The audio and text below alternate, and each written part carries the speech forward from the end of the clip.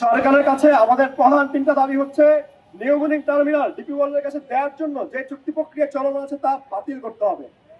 দ্বিতীয় দাবি হচ্ছে এপিএং টার্মিনাল এবং মেডলক এস এর সাথে লালদিয়ার চর এবং ঢাকার পানগাঁও টার্মিনাল দেওয়ার যে চুক্তি করা হয়েছে সেটা সম্পূর্ণরূপে বাতিল করতে হবে।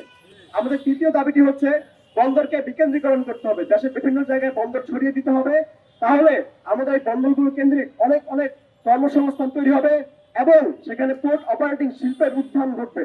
শুধুমাত্র চট্টগ্রাম বন্দর থাকার কারণে আমাদের অপারেটিং শিল্প খুব দুর্বল অবস্থায় আছে, কিন্তু যদি অনেক বন্দর থাকে সেখানে আমাদের অনেক অপারেটর তৈরি হয়, তারা তাদের সক্ষমতা বৃদ্ধি করে কম্পিটিশন করে এবং ভালো সার্ভিস দেওয়ার চেষ্টা করে একসময় তারা দেশের গণ্ডি পেরিয়ে বিদেশে বিভিন্ন টার্মিনাল পরিচালনা দায়ভার নিতে পারবে বলে আমার বিশ্বাস।